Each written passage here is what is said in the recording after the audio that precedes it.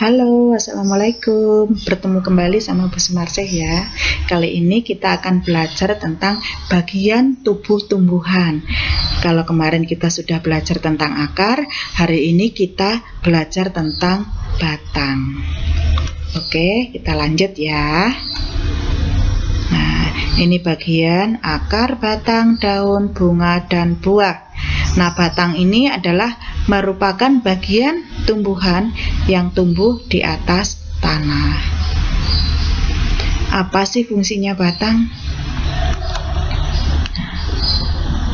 Batang merupakan bagian tumbuhan yang berada di atas tanah. Batang mempunyai kegunaan yaitu yang pertama, sebagai tempat tumbuh daun, bunga, dan buah.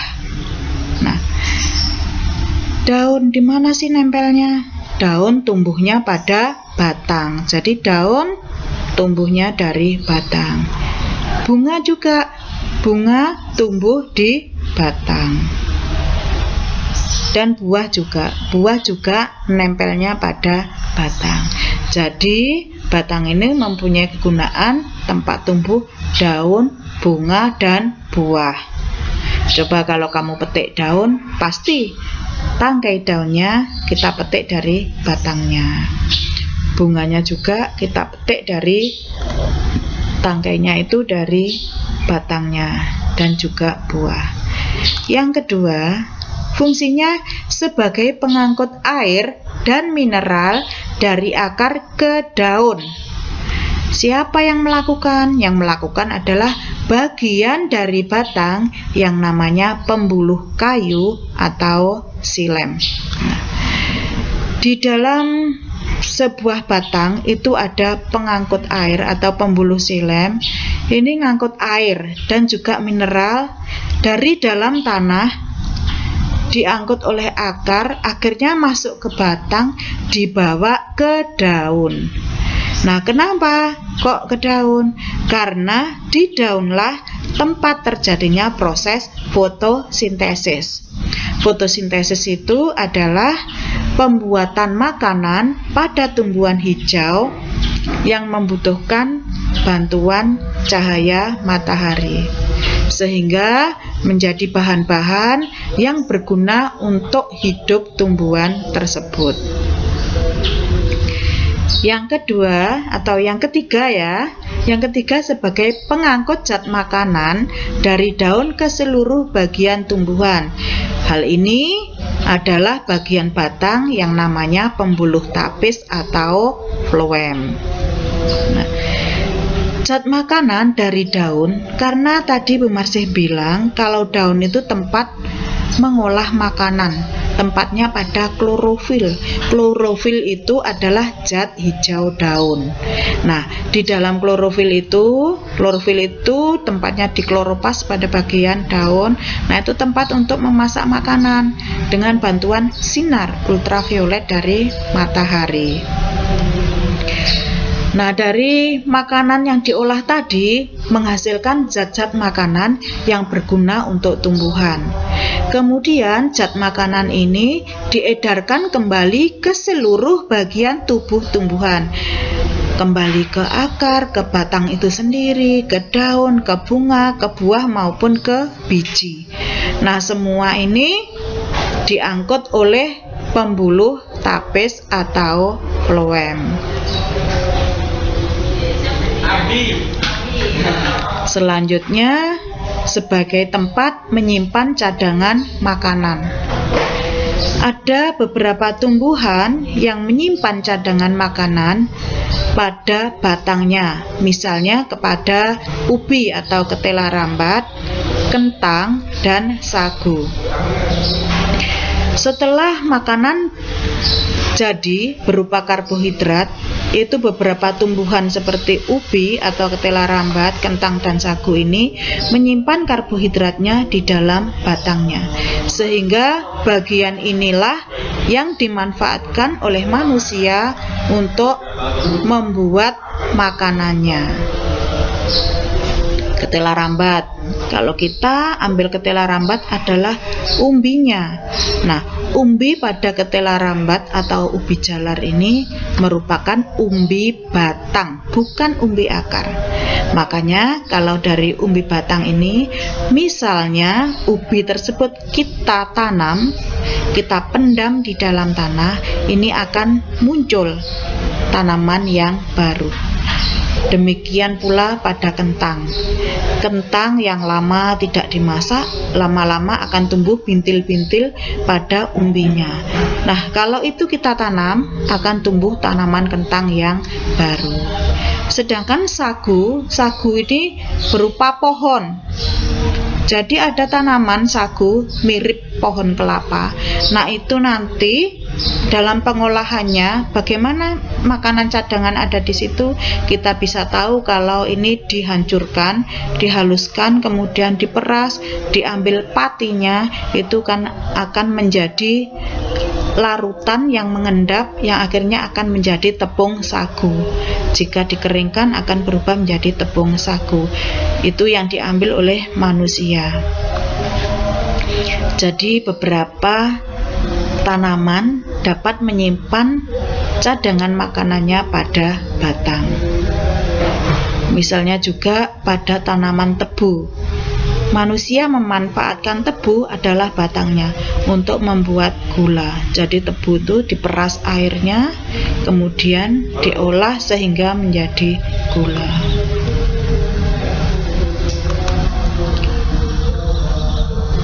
Selanjutnya, macam-macam jenis batang. Jenis batang ada 3, yaitu ada batang berkayu, ada batang basah, dan juga batang rumput. Bagaimana batang-batang tersebut? Batang berkayu. Batang berkayu sesuai namanya, tentunya batang ini adalah batang tanaman keras. Batang berkayu dengan ciri-ciri memiliki kambium. Apa itu kambium? Kambium itu adalah cairan kental yang terdapat pada batang yang menyebabkan batang menjadi membesar. Kambium ini mengalami 2 pertumbuhan, yaitu ke arah luar dan ke arah dalam. Ke dalam membentuk kayu, keluar membentuk kulit. Nah, ini adalah kambium. Hanya tumbuhan berkayu yang memiliki kambium. Tumbuhan yang berbatang basah atau berbatang rumput tidak memiliki kambium. Kambium ini karena mengalami pertumbuhan kedua arah menyebabkan batang bertambah besar. Contoh adalah pada tanaman jambu, mahoni, nangka, jati, albasia, trembesi, dan rambutan. Dan masih banyak lagi contoh-contoh yang lain di sekitar kita. Misalnya ada rambutan. Kalau kita potong, kayunya akan keras. Nah, coba saja kalian kalau memiliki pohon mangga, dipotong tapi jangan sampai putus, sampai pisaunya mengenai batangnya. Nanti di situ akan keluar cairan yang berwarna kekuning-kuningan, tetapi bukan getah. Kalau getah berwarna putih, ini cairan kekuning-kuningan. Itulah kambium. Letaknya antara kayu dan kulit. Ini yang menyebabkan tanaman bertambah besar pada bagian batangnya.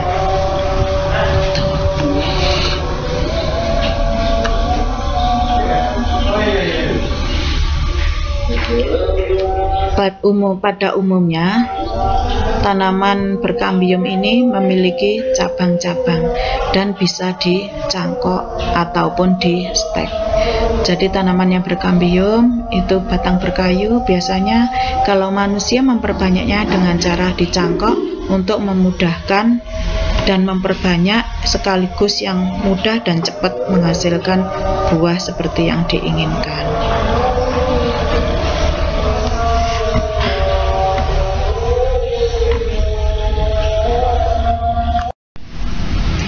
Baik anak-anak, kita lanjut ya. Kita lanjutkan dengan batang berkayu tadi. Bagaimana sih bentuknya? Nih, ini contoh pohon pinus. Itu batang berkayu. seperti ini. Jadi kalau ini kita potong itu sangat keras karena sifatnya memang keras dan berkayu. Selanjutnya ini contohnya lagi. Kita lihat pada batang berkayu ini bisa bercabang-cabang banyak juga, tapi tetap batangnya sifatnya kaku dan keras. Yang kedua, batang rumput. Batang rumput merupakan batang tidak berkayu yang memiliki ruas-ruas yang nyata. Jadi pada batangnya ini berruas-ruas dan berongga, ada juga yang berongga. Ini di batang rumput. Serta batang rumput umumnya pendek. Jadi contohnya misalnya pada tanaman padi, jagung, tebu, rumput gajah, dan gelagah. Pada batang rumput ini berruas-ruas, terus ada juga yang berongga-rongga. Berongga itu contohnya pada tanaman bambu, itu batang rumput. Walaupun dia kelihatannya keras, tetapi ini termasuk batang rumput karena berruas-ruas. Kalau kita lihat bambu itu lurus-lurus saja, besarnya hampir sama. Padi, sudah tahu tanaman padi anak-anak? Nah, barangkali banyak yang belum tahu seperti apa sih tanaman padi. Kalian bisa lihat di Google atau di internet. Jagung itu juga tanaman yang batangnya rumput karena berruas-ruas. Tebu jelas berruas-ruas. Rumput gajah dan gelagah juga. Rumput gajah ini rumputnya tinggi, bisa 1,5 meter. Jadi dia agak besar tapi tetap berruas-ruas. Contohnya batang rumput seperti ini. Nah, pada tanaman ini kita lihat ini berruas-ruas. Daunnya pita, berruas-ruas.